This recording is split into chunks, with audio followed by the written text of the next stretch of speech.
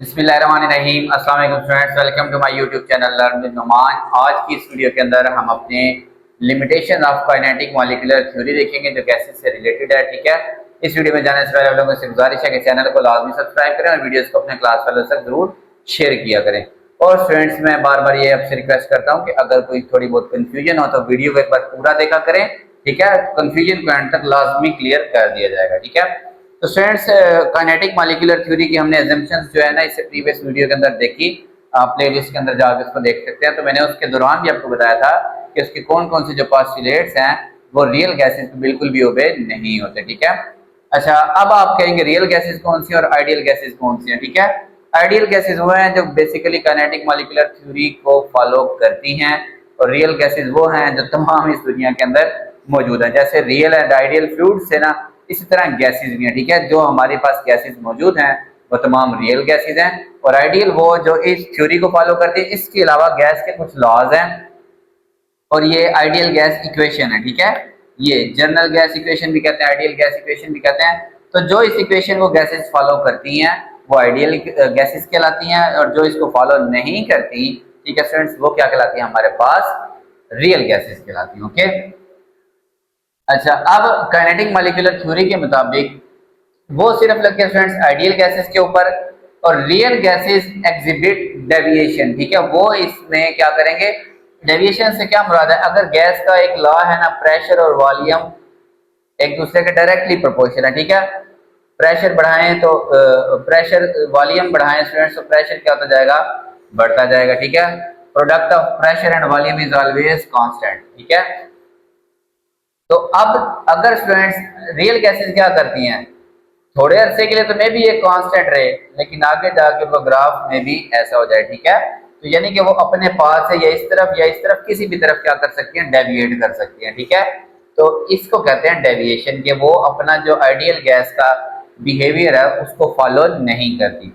Third point हमने वहां कहा था काइनेटिक मॉलिक्यूलर थ्योरी के अंदर कि गैस के जो मॉलिक्यूल्स हैं या गैस के जो पार्टिकल्स हैं वो एक दूसरे के ऊपर बिल्कुल भी कोई इंटरमॉलिक्यूलर फोर्सेस नहीं रखते। जबकि क्या कहा था मैंने कि अगर एक ऐसे मॉलिक्यूल आ रहा है और एक बेशक इसके बिल्कुल साथ आ रहा है, तो बेशक ये इकट्ठे जा रहे हैं, ये एक दूसरे के ऊपर कोई ना अट्रैक्शन ना कोई रिपल्शन की फोर्स लगाएंगे। जबकि ऐसा नहीं है। आपको पता है, कोई भी एटम हो, मॉलिक्यूल हो, उसके अंदर इलेक्ट्रॉन्स होते हैं, न्यूक्लियस होते हैं। ठीक है, मतलब उनके ऊपर चार्जेस होते हैं, तो अगर सेम चार्जेस हैं तो वो रिपेल करेंगे, अगर अपोजिट है तो वो क्या करेंगे, अट्रैक्ट करेंगे।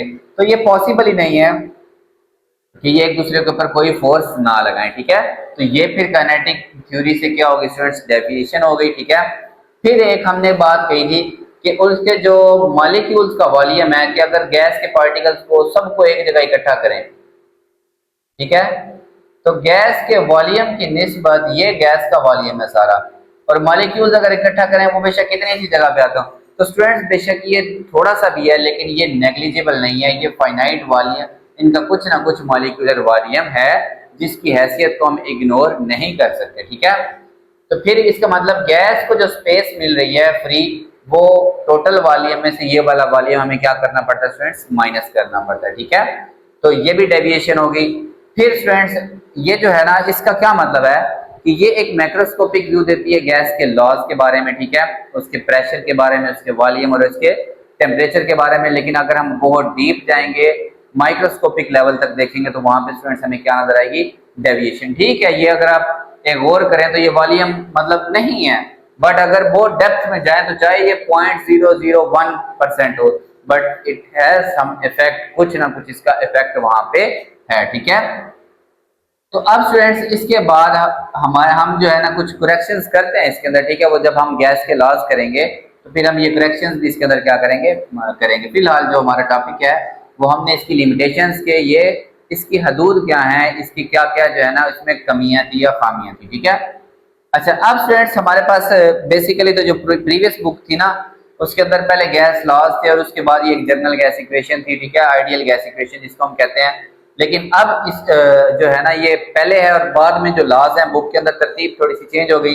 खैर, इसको हम इक्वेशन ऑफ स्टेट भी कहते हैं कि आइडियल गैस, जो भी आइडियल गैस होगी स्टूडेंट्स वो इस इक्वेशन को लाजमी फॉलो करेगी। यानी कि आप उसको पी और प्रेशर और वॉल्यूम की वैल्यू P इसमें क्या है प्रेशर, V क्या है इसका वॉल्यूम, N इसमें क्या है number of moles, R general gas constant को यूनिवर्सल कांस्टेंट कहते हैं, ठीक है। 8.3145 इसकी वैल्यू, जूल पर मोल पर केल्विन ये R की वैल्यू, और T क्या होगा उस गैस का एब्सोल्यूट टेम्परेचर होगा। अगर एक गैस की तमाम वैल्यूज को मेजर करके हम यहाँ पुट करें तो दोनों साइड्स क्या आएंगी, इक्वल आएंगी। और अगर एक मोल के लिए है तो PV ओवर RT, दूसरी साइड पे क्या मौजूद है N। और अगर एक मोल गैस के लिए हम देख रहे हैं तो इस सारी टर्म का जवाब 1 आना चाहिए, ना 1 से बड़ा ना 1 से छोटा, जबकि रियल गैसेस का ये आंसर 1 कभी भी नहीं आएगा। हाँ कुछ हैं कंडीशन जिसके हम अंदर हम क्या करेंगे, जो हमारी रियल गैसेस हैं उनसे हम आइडियल गैस वाला काम ले सकते हैं, ठीक है। वो कंडीशंस हम देखते हैं कि स्टूडेंट रियल गैसेस कब बिहेव करेंगे हमारे पास आइडियल गैसेस के तौर पे, ठीक है। अच्छा स्टूडेंट्स, इसके अंदर है कि हमारी गैस आइडियल कब होगी, जब वो कोई इंटरमॉलिक्यूलर फोर्सेस ना रखें और उनके ऊपर पोटेंशियल एनर्जी नेग्लिजिबल। एक और चीज यहाँ ना पोस्टुलेट्स के अंदर नहीं लिखा हुआ था, इसके जो मॉलिक्यूल्स है ना या पार्टिकल्स हैं इनके ऊपर ग्रेविटी का कोई असर नहीं होना चाहिए। ग्रेविटी नहीं होगी तो मेरे पोटेंशियल एनर्जी क्या होती है स्टूडेंट, mgh। जब g 0 है इनके लिए तो ये क्या आएगा स्टूडेंट, 0, ठीक है। मतलब इनके पास कोई पोटेंशियल एनर्जी नहीं होनी चाहिए, नेग्लिजिबल पोटेंशियल एनर्जी। हाँ मोशन की वजह से सारी की सारी क्या होनी चाहिए, काइनेटिक एनर्जी होनी चाहिए, पोटेंशियल एनर्जी इनके पास नहीं होनी चाहिए। लेकिन खुद सोचें एक छोटा सा भी पार्टिकल है, उसका कुछ मैस है तो उसका वेट है, और वेट है तो वो जमीन की तरफ कुछ ना कुछ गिर रहा है, ग्रेविटी का उसके ऊपर इफेक्ट है, बट वो है रियल केसेस में, ठीक है। जबकि आइडियल गैसेस के अंदर हम ये कंसिडर करेंगे कि पोटेंशियल एनर्जी नेग्लिजिबल है और इंटरमॉलिक्यूलर अट्रैक्शन क्या है, मिनिमम, मतलब है ही नहीं। तो ये स्टूडेंट्स हम कैसे अचीव कर सकते हैं, देखें नंबर ऑफ मोल्स, केमिस्ट्री का बड़ा मशहूर फार्मूला, किसी भी गैस का mass divided by it's molar mass, gas के मास को मोलर मास से डिवाइड कर दें तो वो क्या होता है स्टूडेंट्स, उसके number of moles. For example अगर ऑक्सीजन के 16 ग्राम है, ऑक्सीजन O2 गैस, ठीक है, और ऑक्सीजन का मॉलिक्यूलर मास स्टूडेंट्स क्या होता है, 16 होता है हमारे पास थिंग, ठीक है, बल्कि 32 होता है मॉलिक्यूल का O2 का। तो अगर उसके हमारे पास 32 ग्राम ही मौजूद है, ये मुझे एग्जैक्टली याद आ रहा है, तो ये दोनों कैंसिल होके 1 मोल बनेगा। कितना बनेगा, 1 मोल, ठीक है। तो किसी भी चीज के नंबर ऑफ मोल्स निकालना तो उस चीज का मास और उसका मोलर मास से डिवाइड कर दें तो वो क्या आता है हमारे पास नंबर ऑफ मोल्स। जो मास होता है ना, जो हम जिसको हम इनर्शिया की प्रॉपर्टी ऑफ इनर्शिया, ठीक है, वो कहलाता है m छोटा, और मोलर मास को हम लिखेंगे बड़े M से, और नंबर ऑफ मोल्स को लिखते हैं n, इसे लिखते हैं n।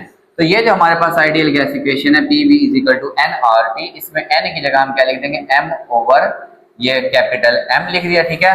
अब स्टूडेंट्स ये V इधर आके डिवाइड हो जाएगा और m उधर चला जाएगा, ठीक है। ये जो V है ये इधर आ गया नीचे और m P के साथ चला गया, तो ये PM = m ओवर V, मास ओवर वॉल्यूम और RT। अब आपको पता है कि ये जो मास डेंसिटी किसके इक्वल होता है स्टूडेंट्स, डेंसिटी होती है मास डिवाइडेड बाय वॉल्यूम, ठीक है। तो ये जो m ओवर v है इसको मैंने लिख दिया डेंसिटी, ये छोटे वाला रो, आप चाहे इसको ऐसे लिखें चाहे ऐसे लिखें, ये दोनों रो पड़े जाते हैं, क्या पड़े जाते हैं, RHO, रो, रोने वाला रोनी रो, ठीक है। अच्छा ये डेंसिटी मैंने अलग कर ली, RT इधर आके डिवाइड, PM के नीचे RT इधर आके क्या होगा डिवाइड, और यहाँ पे रहेगी डेंसिटी, ठीक है। अब इसमें से ये M और R क्या है स्टूडेंट्स, कांस्टेंट है। M देखें गैस का मोलर मास कभी भी चेंज नहीं होगा, जैसे वाटर है उसका मोलर मास 18 है, ठीक है। ऑक्सीजन है उसका molar mass, oxygen gas O2 इसका मोलर मास स्टूडेंट्स कितना है, 32 है। वाटर हाइड्रोजन गैस है, इसका मोलर मास स्टूडेंट्स कितना है, 2.016, ठीक है, 16 पढ़ते हैं इसको। तो ये कभी भी चेंज नहीं होगा, ये कांस्टेंट है, R भी कांस्टेंट है। तो अब मैं आज आपको एक बात बता दूं कि जब भी हम ये प्रोपोर्शनैलिटी का, जैसे हम साइन खत्म करते हैं, force directly proportional to displacement, Hooke's law के में रिस्टोरिंग फोर्स अगर है तो माइनस, तो जब हम ये साइन खत्म करते हैं तो कांस्टेंट लगाते हैं, ऐसे ही है। तो अगर ये प्रोपोर्शनैलिटी का साइन खत्म करके कांस्टेंट लगाते हैं तो कांस्टेंट को खत्म करके आप वहां पर प्रोपोर्शनैलिटी का साइन भी लगा सकते हैं, ठीक है। ये अल्फा नहीं लिखना, ये प्रोपोर्शनैलिटी का साइन ऐसे करके डालते हैं, ठीक है। अब देखें गैसेस कब आइडियल होंगी, अगर उनकी डेंसिटी कम, डेंसिटी कम का मतलब मास कम, और डेंसिटी है ना मास और वॉल्यूम, वॉल्यूम ज्यादा और मास कम। ठीक है स्टूडेंट्स, वॉल्यूम ज्यादा होने का मतलब मॉलिक्यूल्स एक दूसरे से दूर दूर होंगे, वो बेचारे एक दूसरे के लिए कोई इंटरमॉलिक्यूलर फोर्सेस नहीं रखेंगे, उनकी जो पोटेंशियल एनर्जी है वो भी क्या होगी, जीरो होगी। ठीक है, तो ये किस तरह होगी डेंसिटी फिर कम स्टूडेंट्स। ठीक है, डेंसिटी कम होने के लिए न्यूमरेटर कम होना चाहिए, मतलब गैस का प्रेशर कम होना चाहिए, और टेम्परेचर क्या होना चाहिए, हाई होना चाहिए। ठीक है, टेम्परेचर हाई होने से उनकी काइनेटिक एनर्जी ज्यादा होगी, पोटेंशियल एनर्जी क्या होगी, कम, मिनिमम। ठीक है, और प्रेशर ज्यादा होने से क्या होगा स्टूडेंट्स, वो डेंसिटी क्या हो जाएगी, ज्यादा, क्योंकि ये दोनों क्या है, डायरेक्टली रिलेट कर रहे हैं। ओके, प्रेशर कम हो जाएगा ना स्टूडेंट्स, तो वो उनकी जो हरकत है ना वो क्या हो जाएगी, इफेक्ट होगी। ओके, जो चीज डायरेक्टली प्रोपोर्शनल है अगर वो बढ़े तो दूसरी चीज भी बढ़ेगी, जो इनवर्सली प्रोपोर्शनल है अगर ये बढ़ेगा तो ये वाला क्या होगा, कम। तो हमें चाहिए डेंसिटी कम। ठीक है, तो प्रेशर हमें क्या रखना पड़ेगा, कम। गैस का प्रेशर कम, शायद मैं इससे पहले इसको ना कंफ्यूज करके आपको, तो प्रेशर कम करने का मतलब बड़े सिलेंडर में गैस होगी तो स्टूडेंट्स उसके जो पार्टिकल हैं वो एक दूसरे पे कम force, for example 1 kg gas छोटे से सिलेंडर में आप ले आते हैं तो वो ढेर सारा प्रेशर होगा, तो ठीक है, वो फटने का भी खदशा है। इसके बरक्स 1 kg अगर आप इतने बड़े सिलेंडर में गैस ले आते हैं तो उसके सोचें जो मॉलिक्यूल्स या पार्टिकल्स हैं वो कितने दूर दूर होंगे। ठीक है, तो प्रेशर स्टूडेंट हम कम रखेंगे और टेम्परेचर क्या रखेंगे, ज्यादा, तब जाके डेंसिटी क्या होगी स्टूडेंट्स हमारे पास कम होगी। टेम्परेचर बढ़ाने से वो हरकत में रहेंगे, उनकी सारी की सारी क्या होगी, काइनेटिक एनर्जी होगी, पोटेंशियल एनर्जी नेग्लिजिबल हो जाएगी। ठीक है स्टूडेंट्स, तो डेंसिटी लो कब होगी, जब प्रेशर लो और हाई टेम्परेचर, तब जो है हम कह सकते हैं कि real gas will behave like ideal gas, कि रियल गैस अब एक आइडियल गैस के तौर पर बिहेव कर रही है। ओके, अब स्टूडेंट्स हम एक चीज देखते हैं कि बोल्ट्जमैन कांस्टेंट के लिहाज से हम आइडियल गैस इक्वेशन देखते हैं। अच्छा स्टूडेंट्स, अब हम देखते हैं आइडियल गैस इक्वेशन